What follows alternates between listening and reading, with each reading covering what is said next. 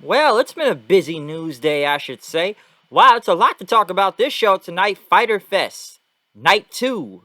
We got Dallas, Texas, and wow, what a show they had tonight. A lot of big things happen on this show, especially in Dallas and whatnot. But before I actually do begin this review for Dynamite this week, I do want to address one thing. Listen, I'm sure everybody's heard the rumors all day that have been spreading all over the place of CM Punk and Daniel Bryan. Now, apparently, CM Punk is apparently back in the ring and maybe coming or signing or close to a deal with AEW. And the same thing goes for Daniel Bryan, since it's been said that Daniel Bryan is out of WWE, and apparently he's on the alumni page, and they may not be selling his merchandise anymore. So apparently he may be gone from there. And I have something to say about that. And I know everybody's just been going back and forth all day. I'm like this. I'll see it when I believe it, okay? It's a rumor right now. It's nothing official. If I had to take a guess with CM Punk, I give it to All Out in Chicago. Okay, that'd probably be the perfect place to do it. And same with Daniel Bryan if they want to, bring him in too. I will, I'll add to this. If they do go to AEW, would it be a game changer move? Yes, it would. Okay, and for the right price, especially with CM Punk, they probably have to pay a lot of money to. It would be a game changing move. I'll admit that right now. Between both Punk and Bryan, that would draw a lot of more people in and whatnot. And and I say, I'll see it when I believe it, because with CM Punk, we've all, and I'm sure, and I've had myself, tried to predict when he was gonna show up anywhere, even return to WWE. People thought he would have been showing up at All In. That's how far it goes, going all the way back to All In and then All Out after that, or anytime they were in Chicago, people expected CM Punk to show up and whatnot. I had already kind of came to the terms. I was like, you know what? If he doesn't want to come back, he don't want to come back. Then it's like I followed this for almost years now. Even when he first left WWE, people thought he would have been coming back already, or people thought he would have been back at WWE when he did that whole Fox, WWE on Fox thing. And how long did that go, huh? Because it wasn't really that big of a show, and I don't think he drew that many viewers too. I was surprised to see him there, but it's not like he was under Fox. He was under Fox contract. He was not under WWE contract at the time. So if he really is back in the ring and wants to go back in wrestling and whatnot, we will see, okay? Like, Punk is still worth a lot of money and whatnot, but like I said before, they would have to pay the right price. Daniel Bryan, same thing with him, for the right price too, but like I said, Daniel Bryan, we know he still wrestles, so Daniel Bryan probably just wants to wrestle somewhere else anyways and probably face somebody new. Some say it could be AEW. Some say he may even wrestle for New Japan if that's the case. I'm not really sure where any of these two will lead, but right now it is a rumor, okay? So I'm not going to jump to conclusions of them saying they signed a deal or they're already signed and whatnot. It is a rumor, but it will be a game-changing move if both of these guys do end up going to AEW. But like I said before, this is one of those I will see it when I believe it type of things. Especially with CM Punk, it's just see it to believe it. I'm not going to try to play a guessing game of when he's going to show up. It'll happen when it happens. So I just want to say that right now, since it's been going all over the place all day. But we do begin to show off with Chris Jericho in shape this week, I see, versus Shawn Spears. Of course, everybody sings along to Judas. MJF is on commentary. And I remember people kept saying, fuck you, MJF, or fuck you, and whatnot, chants at him. It wasn't a bad match, I will say that. Jericho, like I said, it wasn't the worst match Jericho's had. I know a lot of people say the guy looks like he can barely move, and with that arm injury, whatnot, doesn't help. I know Tully tried to get involved, and Sammy Guevara ended up, punching him away and whatnot. Spears ended up getting a C4 on him, but it was a near fall then. As ref was checking on Jericho, then Spears got on the top rope, tried to go for another C4 and whatnot, but Jericho got out of it, and basically, he sent through MJF, but threw Spears into the chair because Spears could only use this chair and whatnot. But after that, Jericho hit the Judas effect on him and he won. But right after MJF saying, "Congratulations, Jericho," and Sammy got involved, he didn't like that. But like rules and whatnot. Next week, I'm gonna make sure it's gonna be a no DQ where no one respects this rules. And this man has he stabbed a guy in the jugular and he's robbed the bank without a mask. And I already knew who this was about to be. He ended up bringing out Nick Gage and whatnot. And that's going to be Jericho's next labor. So I guess Jericho's not going to be facing all the Pinnacle members. But Nick Gage. Let me say this about Nick Gage. I'm not that big of a fan of Nick Gage. I know who Nick Gage is, and yes, I have seen his Dark Side of the Ring episode.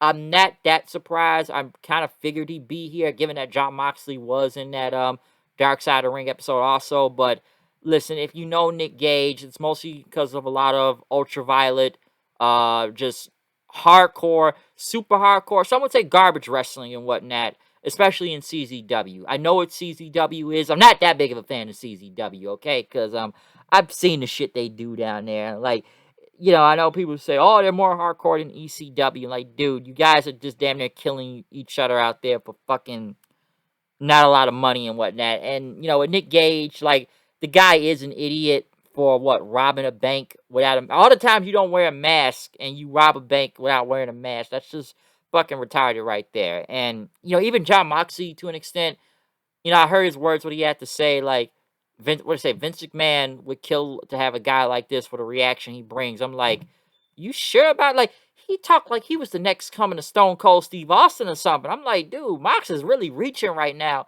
saying this shit. I'm like, dude, this is a very far reach for Nick Gage. Like, and listen, I know people also know him mostly because of that match with David Arquette and whatnot, and kind of cutting him on the neck and everything. So, like I said, I'm not surprised. It may be a one-off deal. I don't think he signed to a contract and everything, but like I said, I'm not really the biggest fan and whatnot. And I like some hardcore wrestlers. Just the stuff I've seen in CZW, it just looks like some bullshit. And don't get me wrong, guys we know that came from CZW that have made it, but a lot of the stuff I've seen down there, when it comes to like deathmatch wrestling and whatnot, I'm not the biggest fan of it. Okay, and like with Gage, I'm just kind of like, they really brought this guy in, huh? So, well, God bless Chris Jericho if he brings him to a good match. But then again, it's a no DQ match, so just get ready for a lot of just everybody hitting each other with weapons. And I'm gonna get into a little bit more about that later. Next though, we did get a Miro promo with the new TNT title. By the way, I know they brought that in. I like the belt. The white strap, got the little green on it. Not bad. I don't know how many title changes we've done, redesigns, but not a bad looking belt though. Um, but next though, yes, Doc Gallows, which I'm glad, the Good Brothers actually had their theme music back. Yes, they are the new Impact Tag Team Champions. They won the belts last Saturday at Slammiversary. They went against Frankie Kazarian. Well, just Gallows did. The Elite Hunter and whatnot. Of course, Carl Anderson got involved, and Gallows ended up getting the win for like the 12 steps and whatnot, so he won the match from there. But they ended up hitting the Magic Killer off on him after it. Kenny Omega came out then with Don Callis. Obviously, we're not going to talk about Slammiversary, what happened last Saturday, and Jay White, but I guess we'll find out more about that tomorrow night on Impact. We'll get into that in a second, too. But, Kenny Omega comes out, welcome to my humble abode to set the spider to the fly. And you call yourself the Elite Hunter, but now you have been hunted and whatnot. And the next thing you know, they're going to do this to Hangman Page next week. And Callis talked about, Cowboys ain't too bright and everything. And Hangman Page came out. He took out Gallows and Anderson. The numbers game started to take him down. But, of course, the Job Squad themselves, the Dark Order comes out. Which I'm trying not to call them the Job Squad right now. And they're in the story, so it makes sense and everything and whatnot. But sometimes I just can't really take these guys seriously and whatnot. But, yeah, you get the buckshot Hangman onto Anderson. So, yeah, Hangman Page over as hell. And he got his drink and everything. So, yeah, Hangman, probably one of the most over people on this show. Brian Cage was interviewed by Dasha and whatnot. Basically, Cage said, we'll see how the celebration works out because, he likes parties. So I guess we're going to have a party for Ricky Starks next week winning that FTW title and whatnot. Wheeler Yuta went against Darby Allin. Orange Cassidy's out there, and Sting. I will admit, the Sting and Darby Allin thing, not Darby, but the Sting, Orange Cassidy thing was funny. Like I said, Orange Cassidy, like the only other funny person that I actually like on the show that's actually funny, okay? And, Sting doing the shin kicks and, doing the beat chest, because y'all know Sting does that and everything. But that was actually funny. I know my friend Steven tried to say, like, Sting, he's embracing the young generation. How sure are you about that, my friend? May want to rethink that statement for a second. That depends how much they paying Sting to do this. But I'm sure Sting enjoyed it, though, for real, though. That was actually funny, the little stare down. But honestly, I actually thought Sting was going to take him out with his baseball bat or something. I was actually kind of hoping to see that. He was going to take him out with the baseball bat. But Darby, he got the win on Yuta. I guess they're going to be keeping Wheeler Yuta around for a minute. Like I said, I've seen the guy in Ring of Honor and some of New Japan and whatnot. So, you know, he's not bad. You know, one thing to take from this, which they did show in the crowd, though, Hikuleo, Bullet Club member, New Japan Pro Wrestling. He is the brother of God, Tamatanga and Tong Lo. He was sitting in the crowd. A lot of people, like I said, Hikuleo, I know some of him. The guy was pretty green when I did see him come into New Japan. I haven't watched much of his work on, New Japan Strong. I think they probably just sent him an American excursion, to get better. So, we'll see how, what's going to go. I'm going to get to him later, but interesting. We have another Bullet Club member, actually on AEW. First, we got, Jay White on, freaking Impact and Slammiversary. Now, Hikuleo is on AEW. So, very interesting that we have two Bullet Club members now. Well, Jay White's the leader, so we'll see what happens tomorrow night with Impact on that. But yeah, very interesting that Hikuleo was on the show. Like, another Bullet Club member showing up. Okay. He didn't really go for Hangman, not Hangman, but Omega and them. But like I said, with Jay White there, we're gonna see what happens tomorrow night on Impact. I mean, next, now my TV messed up, so I must have missed Nyla Rose entrance and title match though. Britt Baker, Nyla Rose, AEW Women's Championship. This match was not good. It was not. The only thing that saved this match was the crowd. But by God, this match was not good. It was somewhat okay, but good Lord, there were some very close spots right here. And just that, the crucifix bomb, that looked really bad. Okay, this match was just not good. This was probably the worst thing on the show. Baker, very over. Give her that. But between Baker, Nyla Rose, we know they're not that really good in the ring. Especially Nyla Rose is really not good in the ring, okay? Like, we know Baker's bad, but Rose is worse, okay? So, Baker is just really over right now when it comes to promos and all that stuff. But, yeah, this match was not good. But Baker won. I expected it to happen. Not surprised. I knew Baker was going to win anyways. I know they had a little press conference with Santana Ortiz and FTR. Basically, FTR saying we respect Santana Ortiz. Both came up from poverty and whatnot. But, Ortiz said, y'all just a stepping stool on our way to the tag team titles and everything. And Santana basically talked about the hardships of him growing up, being almost homeless, losing his home and everything, talk about his mom and whatnot. And basically, the only thing he cares about, well, Dak said, God family, professional wrestling. And then next week, they're going to beat their ass. And they kind of had like a, somewhat of a scuffle in and whatnot. The security came in. So the little press conference was nice. Next, Andrade came out. Was being interviewed by Tony Schiavone.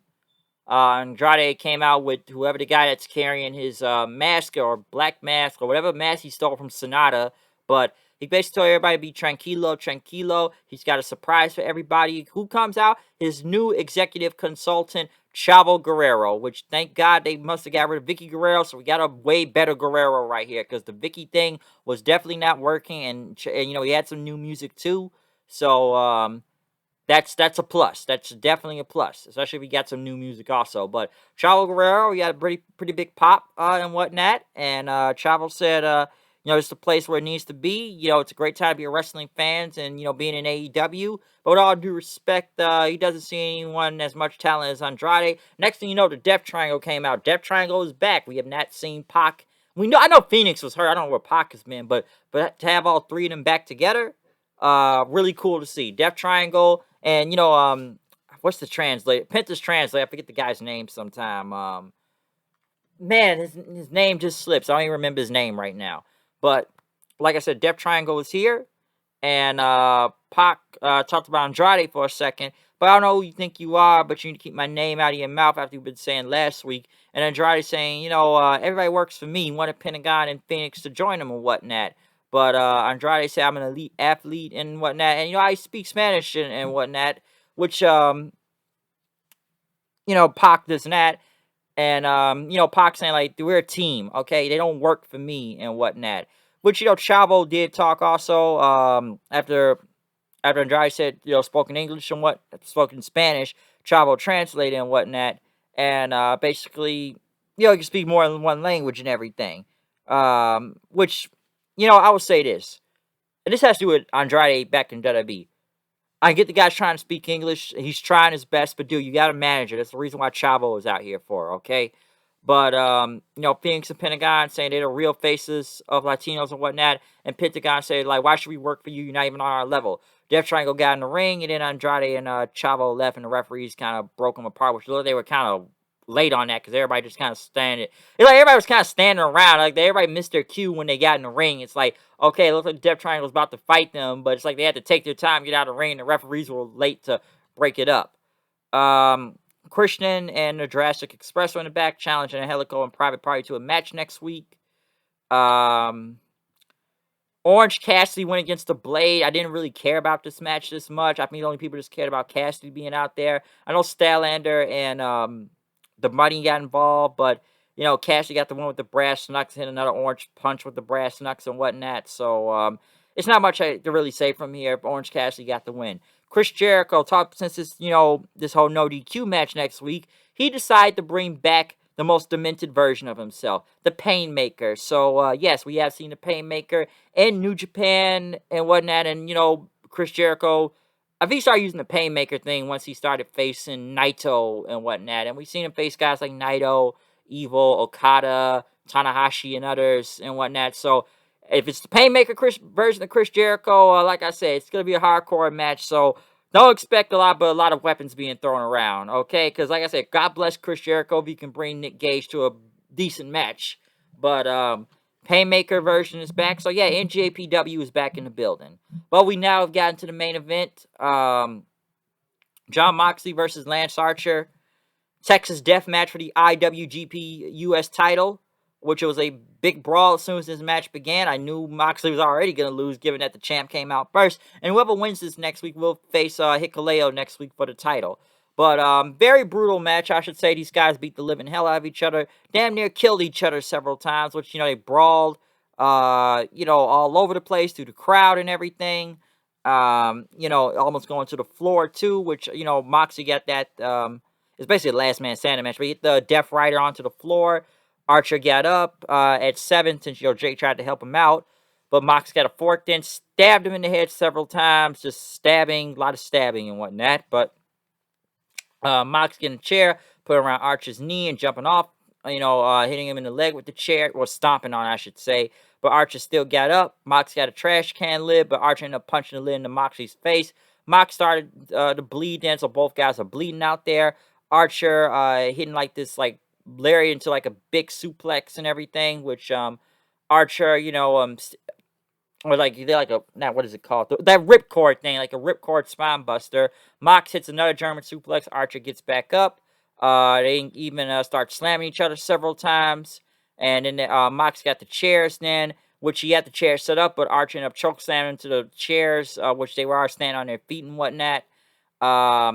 But Mox ended up hitting another Death Rider in, and it was basically for a big, not a 2 count like it was a last man standing, but Archer immediately got back up, and both started fighting on the, I know they had some tables set up with some barbed wire outside, so they're on the apron. Mox starts going back with the fork then, trying to stab him. He tried to go for one more Death Rider, but Archer took the fork and stabbed him in the forehead then, and he chokeslammed him into the barbed wire. Mox cannot get up by 10, so now we have a new IWGP US champion. Finally, and Archer needed the big win, okay? It was his hometown. It was Dallas, Texas. Archer had to win this. So, brutal match. Both of these guys beat the living shit out of each other out here. And then Hikuleo got in the ring and had to stare down with Archer. So, next week, IWGP US title on the line. So, I'd say Hikuleo may win or whatnot. I don't know if he's going to bring the title back to Japan and everything. Like I said, the guys have been on the New Japan Strong show lately. So, could more Bullet Club members maybe show up next week? I don't know. If so, Archer may need to call in a favor to Suzuki-gun, if that's the case. So, I don't think he's still in Suzuki-gun, but you may want to start, go back to your former boss and start bringing him in if that's the case, okay? So, we'll see what happens with that. But yeah, Archer, new IWGP US champion. But overall, just a great show in general. Like I said, the worst thing of this show, I thought, was the women's match and whatnot, just how bad it was. But The main event, very brutal, I should say. I know everybody's not the biggest fans when it comes to hardcore wrestling, so some may like it, some may not. Chavo Guerrero being brought in. I thought Darby and Yuta was okay. The Sting and Orange Cassidy thing was funny. The Hangman segment was okay. I'll say that. Hangman's over as ever. Jericho and Shawn Spears was okay. Like I said, I'm not the biggest fan of Nick Gage. Bring him in, but it's for a one-time deal. So that's why I just kind of laughed when they brought him in. But hey, if you seen his Dark Side of the Ring episode, I'm sure that's the reason why they brought him in, okay? So other than that, I'm out of here. Comment, subscribe, follow me on Twitter at HoodieKnight890. I will be back tomorrow night, hopefully for an Impact Wrestling review, Fallout from Slammiversary. So yeah, I'm out of here. I'll see you guys later. Peace. I'm going to get something to eat. Done.